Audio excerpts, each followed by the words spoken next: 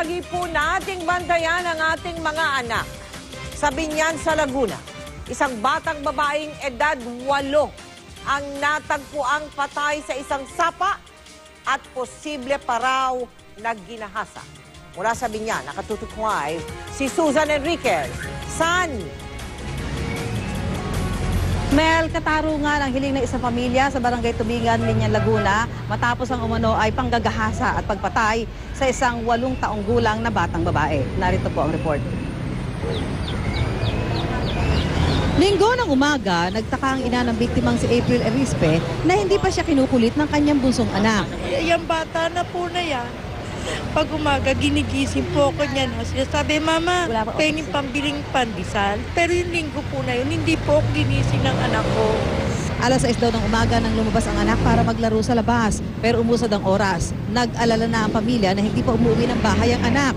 Hanggang sa mabalitaan na isang bangkay ng batang babae ang natagpuan sa isang sapa sa Barangay Sapote, Biñan, Laguna. Dakong alas 10 ng umaga. May nag-text na sa barangay na may natagpuan daw na bata na 13 years old. Sabi ko, 8 taon lang po yung anak ko. Huling nakausap ng ama ang biktima Sabado ng gabi. Nang umuwi siya noong Linggo, hindi na niya inabutang buhay ang anak. Ang sabi ng anak ko, Papa, uwi ka na, sabi sa akin. Ngayon po, nung pag, opo, sabi ko, gumalang po, opo, nene, sabi ko, uuwi ako. Promise, sabi niya sa akin, promise ha, Papa. Oo, uuwi na ako. Natagpuan ng biktima na walang saplot, nakalublob ang mukha sa tubig. Tansya ng mga barangay opisyal. Ilang oras pa lang ang nakalilipas nang mangyari ang krimen nang makita ang katawan ng biktima. Ayon sa barangay official, nakuna ng CCTV ang lalaking nag-angkas sa bisikleta sa biktima. Nakiusap ang pulisya na huwag munang ipakita ang mukha ng suspect upang hindi mapurnada ang operasyon. May lead na raw kasi sila sa posibleng gumawa nito. May mukha na kami eh. May mukha na kami. Yun na lang pinagtataguan niya o kung saan namin siya makikita.